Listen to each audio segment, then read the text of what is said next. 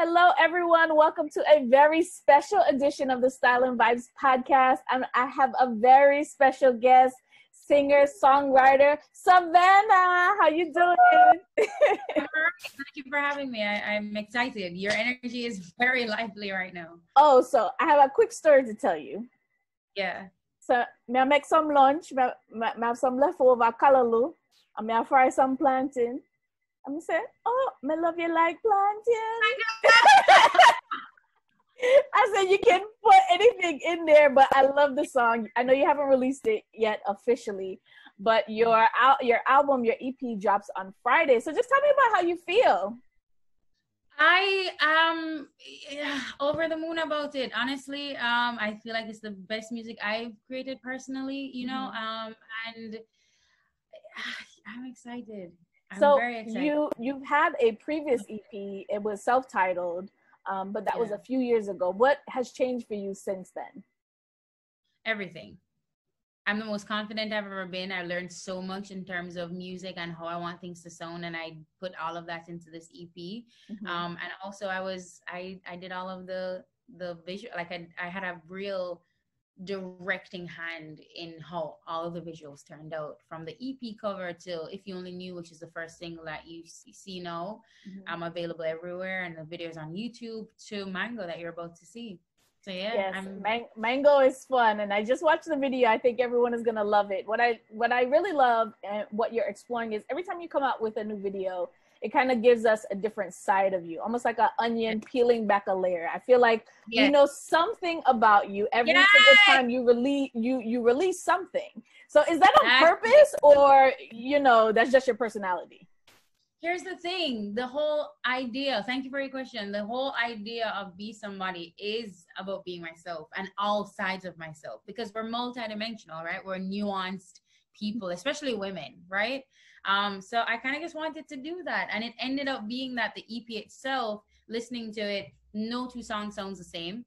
And it's almost like jumping from one genre to another in a way where I feel it's cohesive though. So yeah, I think it should only be, it makes sense that the visuals would take you on these different journeys, which are all tied to me and are all me, And at the core, I kind of feel like it's very R&B. Like I know you're Jamaican, and reggae and dancehall are in your thing, but for me, it really comes off as a soulful. And I was listening to If You Only Knew, and I immediately got like Nora Jones, Sade notes in there, because it's the first time you. What happened? I love Sade. I love that. Thank you for that. Yeah, so that's kind of like where, but then when I hear Mango, it's a different side, but it's just so soulful, and the lyrics are really just playful at the same time, and you were having fun in the video. So I think that's really cool, and I think people have the misconception that just because you come from Jamaica, you have to make a certain type of sound, or you have to sound a certain way. Tell me about exploring those different sounds. I know you cite like Celine Dion. Everybody loves Whitney Houston. I mean, Celine Dion, I don't know if she knows how popular she is in Jamaica, but if she come, she would have shelled down the place. Like, she need the same stage when Buju did that part, she need to come out there. She can't walk a road. She can't go walk in peace. She be the celebrity I feel like Jamaicans would have frightened over. But anyway, answering your question about releasing music that doesn't necessarily sound reggae or dancehall. Jamaica is responsible for 15 different genres, literally creating 15 different genres, right? So it's a little bit, it would be short-sighted to say that, oh, this is what you need to sound like as a Jamaican artist, just because we have influence the soundscape of music for literally for decades, right? So I think that's the essence of being a Jamaican artist, and that's to make music that just sounds innovative or just sounds, I don't know, like music. Just making music, because that's what we do. We make music, and it doesn't necessarily have to be one thing or two things. Definitely. So I certainly embrace that, and having that knowledge and understanding the history of our music here. I embraced that. And yeah, I just wrote music, and however it come out, and I didn't try to, fit it into the package of, let's add this to make it more reggae, let's add this to make it more dancehall. It's like however it came out. And once I thought it was a solid track, and then with the agreement of my team up as well, we just added it to the EP. So that's how we ended up having the sound that we did. But yeah, I agree with you that there's a lot of R&B influence for sure. I love music, and soul music is a huge influence for me. Yeah, agreed. Speaking of your team, I know you are part of the Indignation Collective. Like, what was it like you coming from, you started out as a part of a group in Digital Rising Stars, kind of went solo, and then you're not really in a group, but I feel like you guys are kind of like a collective that kind of, yes. So collective is the right word. So tell me, how did that come about? And how has it evolved since you guys have kind of gotten together? Man, how has it evolved? We're all strong personalities, so just imagine the behind the scenes of that. There's a lot of energy. There's a lot of talk. There's a lot of, oh, I don't feel so. And there's like, well, maybe you should. And it's like, there's a lot of discussion and a lot of negotiating. But yeah, how did it happen? Protege linked me back in 2015, and over Twitter when I tried to get onto his show live from Kingston because I wanted to get more visibility, and sent him a demo, and he loved it. He loved the demo. He'll tell you the story that he listened to like not even 30 seconds, and he was like, who is this girl? I find her, I like our vibes, I like our style, I like our sound. So he ended up messaging me over Twitter.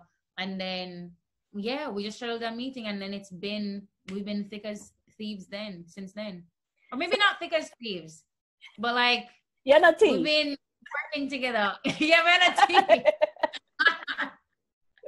But yeah, we've been working together since then. And yeah, I think that he has done his best to embrace me just being on this musical journey and coming to into myself and being fully confident. And yeah, up to now to releasing this project with RCA being on board and just doing it, just expressing, just really making music. I think for many it might feel as if this is just coming out of nowhere. You mentioned meeting Protege and kind of gelling with the team around 2015. It's not 2020. That's 5 years of just growth and connecting and being on the same page. And I think a lot of people don't understand that that's the journey of just music in general. I mean, you came on the scene pretty early and you've been growing year after year after year. So tell me a bit about some of the harder times throughout that journey where you kind of felt like, is this for me? Should I be doing it? Or you just like completely disagreed and you like wanted to start over from scratch? Like, what is that process? Because I feel like a lot of people see the end, but they don't understand like the struggles and what happened in between all the hardworking hours that you, I, and Beyonce have at the same time. Why haven't you heard Beyonce in there? Beyonce has more hours in her day, okay? She does, and that's the truth. Yeah. But I mean, I think why I say Beyonce is because people feel like she just blew up overnight. That girl has been working since she was 5, and she's built a career and a team to where she feels comfortable to do certain things, and she's been allowed to kind of step back. But everyone always compares like, oh, you have the same amount of hours as Beyonce. I was like, but I have the same money as Beyonce. So we deal with what we are dealing with right now. Man, this journey, the hardest thing I've ever been on. But the thing is that my love for music has been undeniable, right? So genuinely, when everything else seemed shaky around it, even like the business around the music itself, I didn't have any doubts about music being part of my purpose, like a great big part of it, right? So I never lost that. And with every year, with every test that I've gone through, with every trial I've overcome, that has just become more and more cemented, that music is a great big part of my purpose, and that's not something that I can let go. So and you know, kind of evolving lesson after lesson, it just made me become more emboldened to be all of who I am. And that's what Be Somebody is about. And I think that's why I love it so much. And that's why I speak so passionately about it. And I don't think I've ever sounded this passionate about the music I put out, just because yeah, from the beginning of my life till now, it's just been nonstop trial, right? And just things that you would not believe that I have overcome. So kind of being able to take full control, or just being as much control as I am for this project, and just even the visuals or creating the narrative, and being able to say, oh yes, I'm Jamaican and I'm just creating music, and it don't necessarily have to be this. Like, all of it feels like, I don't know, it just feels like a moment and feels fated, and I feel just grateful and excited. But yeah, the journey has been a long one. It's been one where I've been incredibly depressed at points. I've felt like, you know, I couldn't necessarily go out to perform, because there's a lot of self-work that comes along with sharing your music and putting it out there and having people comment on it, and then having to test yourself to be like, okay, well, is this who I am? There's a lot of introspection, because people have a lot to say, right? So I think with all that's happened, with all the attacks, with all the fights, with all the people celebrating me and people cheering me on too, this is where I am now. You know, how do you take that type of feedback? You know, I think the times are just so different in terms of artists releasing music, and it's amazing that you have the access that you do to the public, your fans, critics, because you can see and feel that energy immediately. But on the backside, you feel and see that energy immediately. And if it's not so negative, if it's not so positive, like, how do you respond to, you know, criticism, whether it's constructive or not, because it's just part of the business now? Yeah, that's a good question. Thank you, Michaela. If it's really, really harmful and damaging, I don't internalize it, because that's just going to only like throw me off and make me feel sad and down for way too long, right?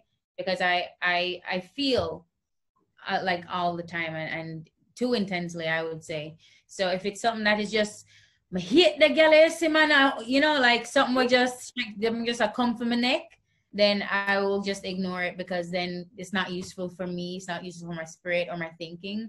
But if it is something that is a thing that I've already thought about or have criticized myself, then I go back into be like, okay, well, how else could I approach this thing? Because you have to be open to just adjusting, and that's a part of evolving as well, being open to people saying, hey, XYZ, or people correcting you. So that's something that I love. Actually, I don't like when people lie to me. I don't like when people gas me up too much either. I like honest feedback.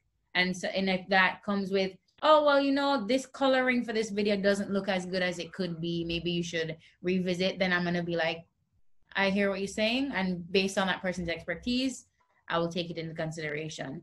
Generally, though, the people who I put like their advice or criticism that I put the most weight on are the people who've been a part of the journey with me. So like people like Prodigy, I'll listen to. You understand? Like Miss B, I'll listen to. Friends who work in marketing, I'll listen to. Just people who I know mean good for me, but also are just like critical thinkers, just the same. Yeah, so that's how I respond to it. I celebrate the love too, like, because I get a lot of love online, and I have a big up my friends for that.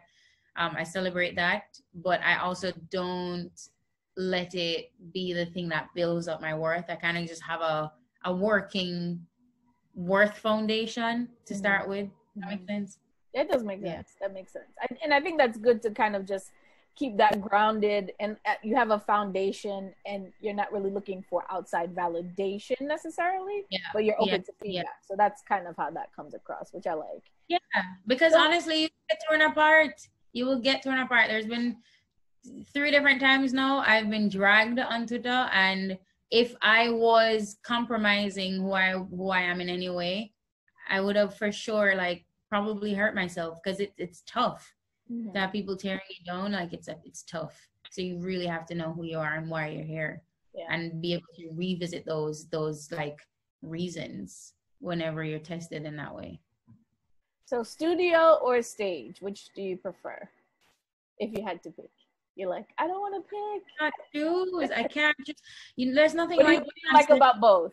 There's nothing like being on stage, singing a song and have people react to it, and then have people like cry in the audience, and see people jump up and cheer, and just feel, you can see when like somebody lifts out of a mood too, right?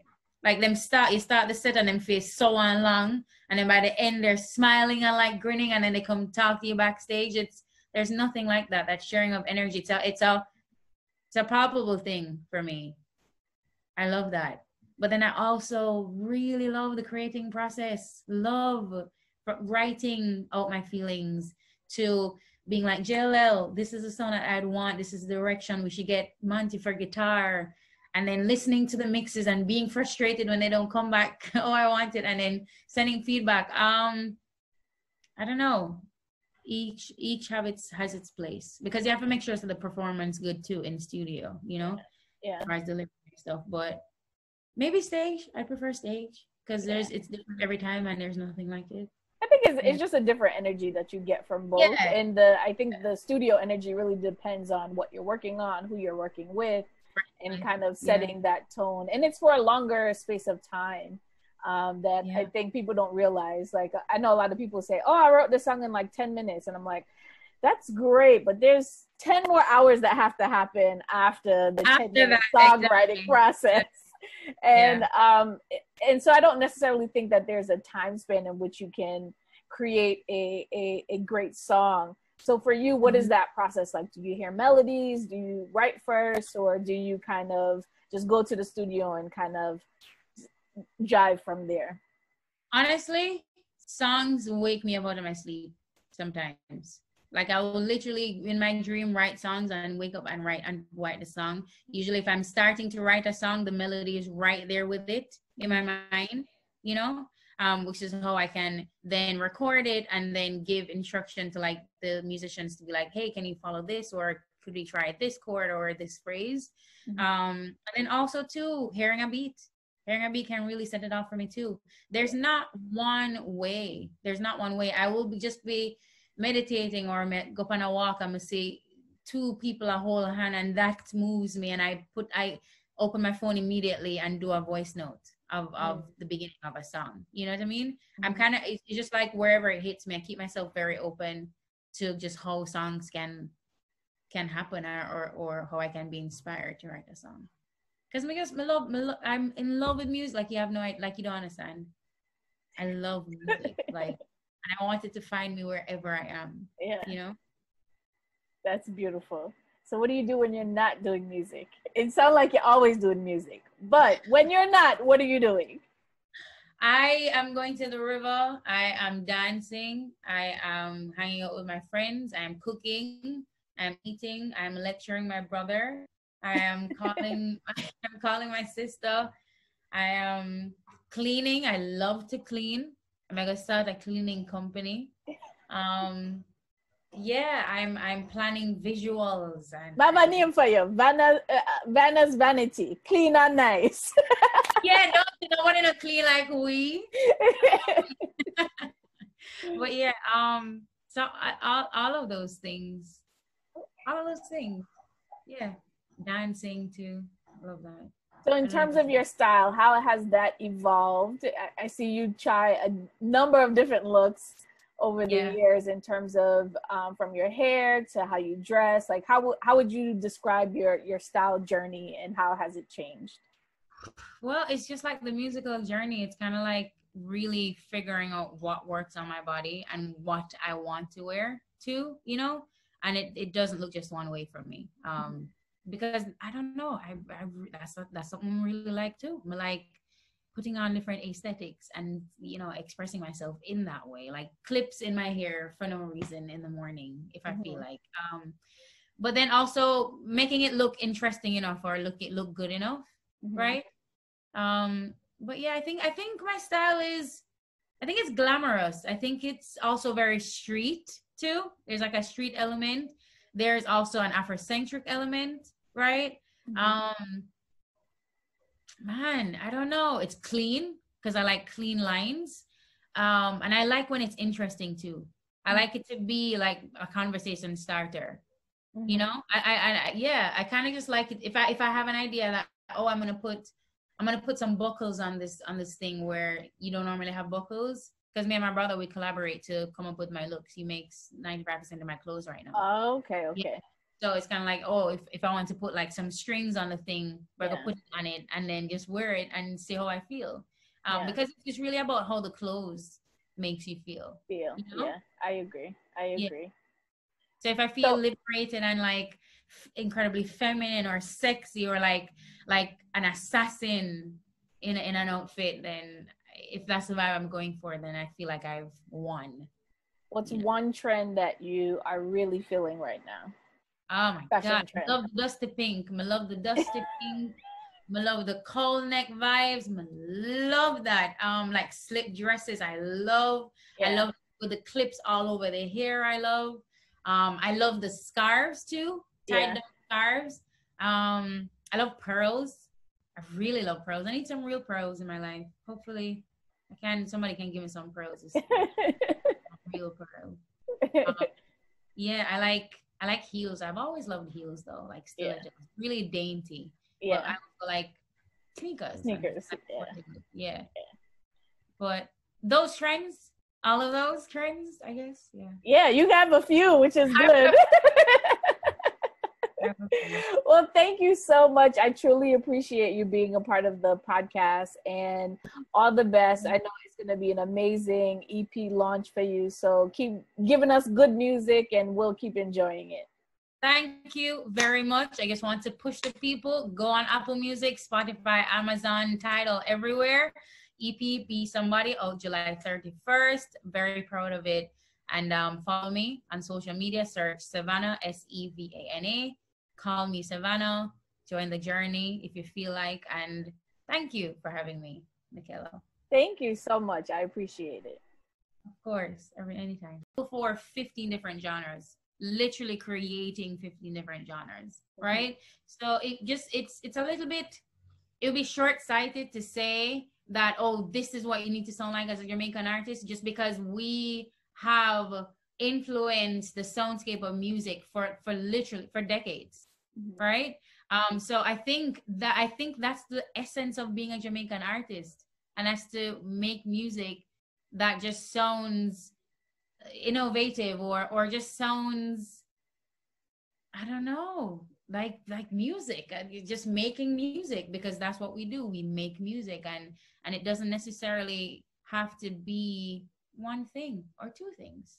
Definitely. So I certainly embrace that, and having that knowledge and understanding the history of our music here. I embrace that, and yeah, I just wrote music, and however it come out, and I didn't try to, fit it into the package of, let's add this to make it more regular. Let's add this to